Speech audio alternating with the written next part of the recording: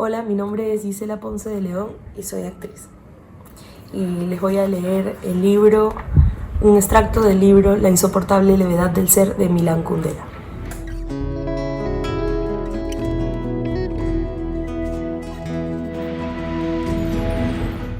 Después de 4 años pasados en Ginebra, Sabina se fue a vivir a París y no era capaz de recuperarse de la melancolía. Si alguien le hubiera preguntado qué le había pasado, no habría encontrado palabras para explicarlo. Un drama vital siempre puede expresarse mediante una metáfora referida al peso. Decimos que sobre la persona cae el peso de los acontecimientos.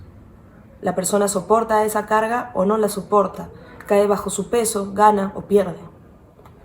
¿Pero qué le sucedió a Sabina? Nada. Había abandonado un hombre porque quería abandonarlo.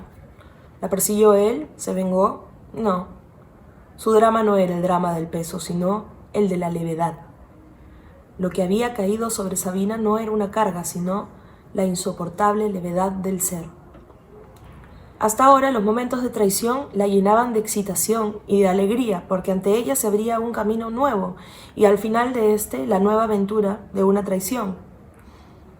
Pero ¿qué sucederá si ese camino se acaba un buen día? Uno puede traicionar a los padres, al marido, al amor, a la patria, pero cuando ya no hay ni padres, ni marido, ni amor, ni patria, ¿qué queda por traicionar? Sabina sentía a su alrededor el vacío. Pero ¿qué sucedería si ese vacío fuese precisamente el objetivo de todas sus traiciones? Por supuesto, hasta ahora no había sido consciente de ello. El objetivo hacia el cual se precipita el hombre queda siempre velado.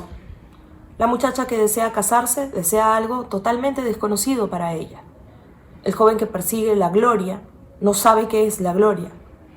Aquello que otorga sentido a nuestra actuación es siempre algo totalmente desconocido para nosotros. Sabina tampoco sabía qué objetivo se ocultaba tras su deseo de traicionar. ¿Es su objetivo la insoportable levedad del ser?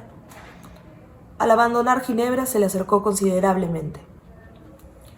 Llevaba ya 3 años en París cuando recibió una carta de Praga.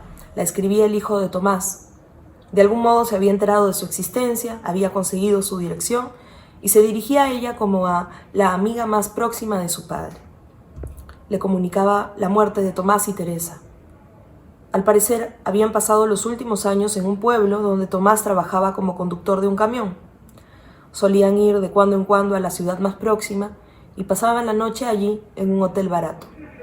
El camino serpenteaba por los montes y el camión en el que iban se precipitó por una escarpada ladera. Sus cuerpos quedaron totalmente destrozados. La policía comprobó posteriormente que los frenos estaban en un estado catastrófico. Era incapaz de sobreponerse a aquella noticia. El último vínculo que aún le ataba al pasado quedaba truncado. Siguiendo su antigua costumbre, pensó en calmarse paseando por un cementerio. El que estaba más próximo era el cementerio de Montparnasse. Se componía una serie de casitas estrechas, de capillitas en miniatura construidas encima de cada tumba. Sabina no entendía por qué los muertos querían tener encima estas imitaciones de palacios. Aquel cementerio era la soberbia convertida en piedra. En lugar de haberse vuelto más razonables después de muertos, los habitantes del cementerio eran aún más necios que cuando vivos. Exhibían su importancia en estos monumentos. Los que descansaban ahí no eran padres, hermanos, hijos o abuelitas, sino dignatarios y hombres públicos, portadores de títulos, distinciones y honores. Hasta los empleados de correos exponían ahí a la admiración pública su posición, su importancia social, su dignidad. Paseando a lo largo de la alameda del cementerio, vio que estaban enterrando a alguien en aquel preciso momento.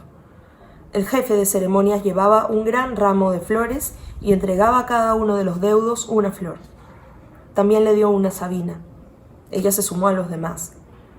Dieron un rodeo alrededor de muchos mausoleos hasta llegar a una tumba a la que le habían quitado la lápida. Se inclinó sobre el foso.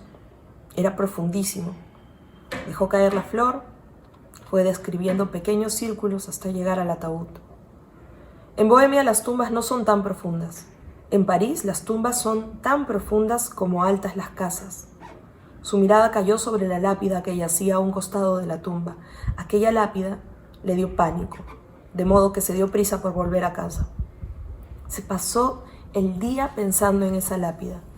¿Por qué la había asustado tanto? Se respondió: si una tumba está cubierta por una lápida, el muerto ya nunca podrá salir. Pero si el muerto nunca sale, ¿no da lo mismo que esté cubierto de tierra o de piedra? No da lo mismo. Cuando cubrimos la tumba con una piedra, significa que no queremos que el muerto regrese. La pesada lápida le dice al muerto: quédate donde estás. Sabina se acuerda de la tumba de su padre. Encima del ataúd hay tierra, de la tierra crecen flores, y el arce estira sus raíces hacia el ataúd, de modo que podemos imaginarnos que, a través de esas raíces y esas flores, sale de la tumba. Si su padre hubiese estado cubierto por una lápida, nunca hubiera podido ir a hablar con él después de su muerte. Nunca hubiera podido oír en la corona del árbol su voz que la perdonaba. ¿Qué aspecto tendrá el cementerio donde yacen Teresa y Tomás? Volvió a pensar en ellos. Solían ir a la ciudad más próxima a pasar la noche en el hotel que allí había. Aquel párrafo de la carta llamó su atención. Indicaba que eran felices. Volvió a ver a Tomás como si fuera uno de sus cuadros, delante. Don Juan, como un decorado falso pintado, como un pintor ingenuo. A través de una grieta en el decorado podía verse a Tristán. Había muerto como Tristán, no como Don Juan. Los padres de Sabina murieron en una misma semana. Tomás y Teresa en un mismo instante. Sintió nostalgia de Franz. En cierta ocasión le había hablado de sus paseos por los cementerios. Se estremeció de asco y dijo que los cementerios eran depósitos de huesos y piedras. En ese momento se abrió entre ellos un abismo de incomprensiones. Hasta hoy, en Montparnasse, no había entendido qué quería decir. Le da pena haber sido impaciente. Es posible que, si hubieran permanecido más tiempo juntos, hubieran empezado lentamente a comprender las palabras que decían. Sus vocabularios se habrían ido aproximando tímida y lentamente, como unos amantes muy vergonzosos, y la música de cada uno de ellos hubiera empezado a fundirse con la música del otro. Pero ya es tarde. Sí, es tarde, y Sabina sabe que no se quedará en París, que seguirá avanzando, aún más allá, porque si muriera aquí, le pondrían una lápida encima, y para una mujer que nunca tiene sosiego, la idea de que su vida vaya a detenerse para siempre es insoportable.